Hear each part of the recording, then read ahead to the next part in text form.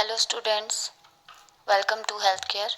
आज हम यूनिट 4 का सेशन 2 करेंगे जिसका नाम है demonstrate the knowledge of nutrients in the nutrition and growth of human body.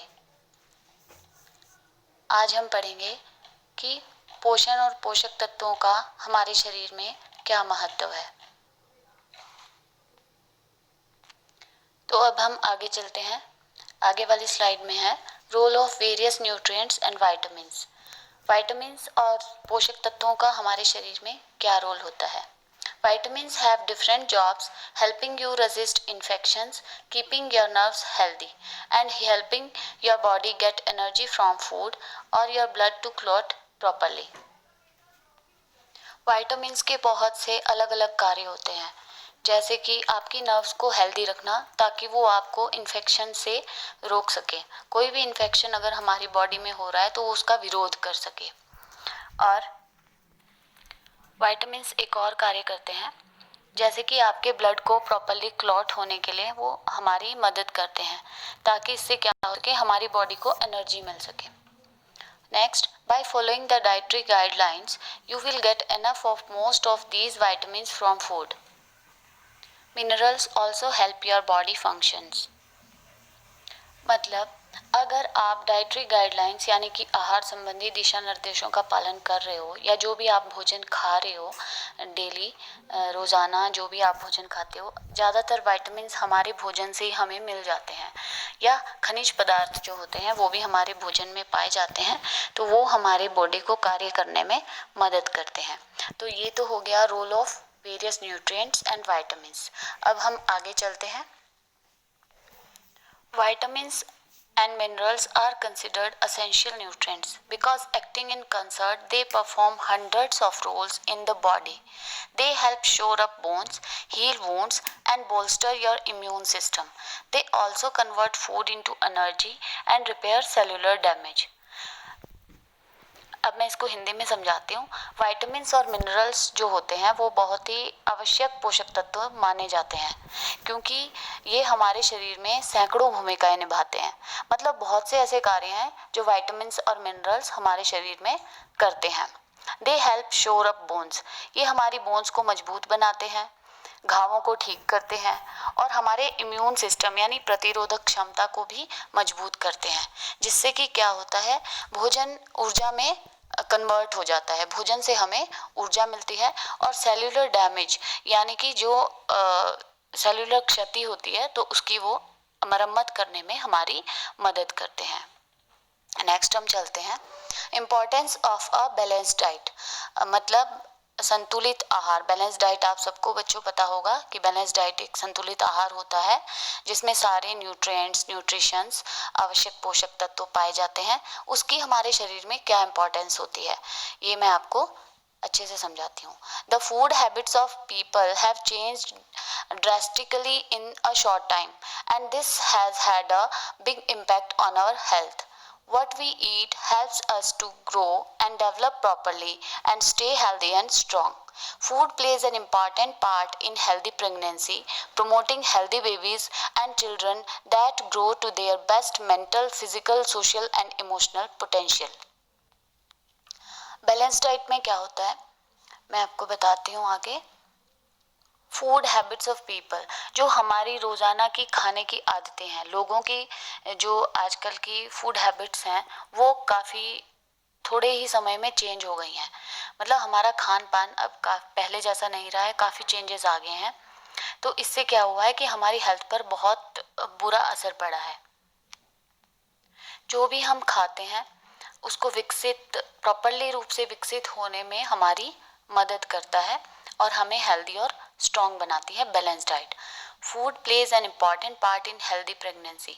जो फूड है वो हमारी ऐसा ही नहीं है कि जो प्रेग्नेंट वूमन होती है उसके लिए भी बहुत इम्पॉर्टेंट पार्ट जो है वो प्ले करता है।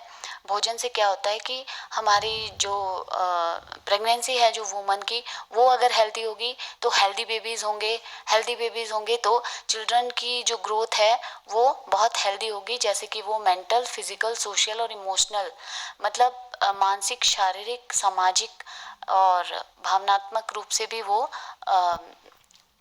हेल्दी होंगे।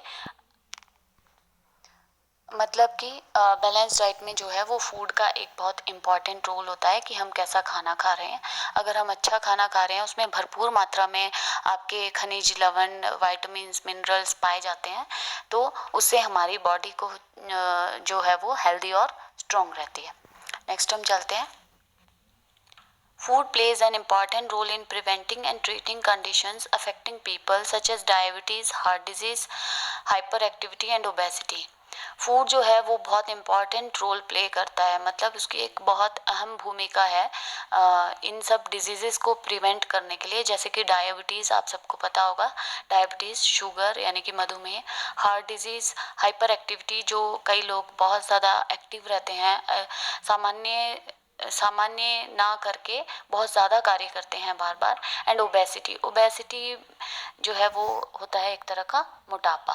तो इन सब बीमारियों को दूर करने में ही फूड का ही एक बहुत इम्पॉर्टेंट रोल होता है, अगर हम बेस्ट फूड ले रहे हैं, बैलेंस डाइट ले रहे हैं।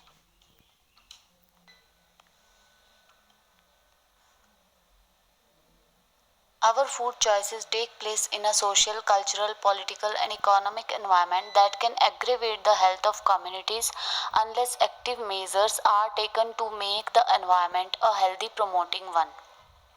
हमारी जो फूड चॉइसेस होती हैं, भोजन की जो चॉइस होती है, वो हमारे ही सोशल, कल्चरल और पॉलिटिकल या इकोनॉमिक एनवायरनमेंट में होती है। जैसे हमारा सामाजिक, कल्चरल, मतलब हमारा कल्चर कैसा है, हम कैसा भोजन खाते हैं, पॉलिटिकल, राजनीतिक और आर्थिक एनवायरनमेंट में ही जो है वो हमारा फूड चॉइसेस छुपा होता है।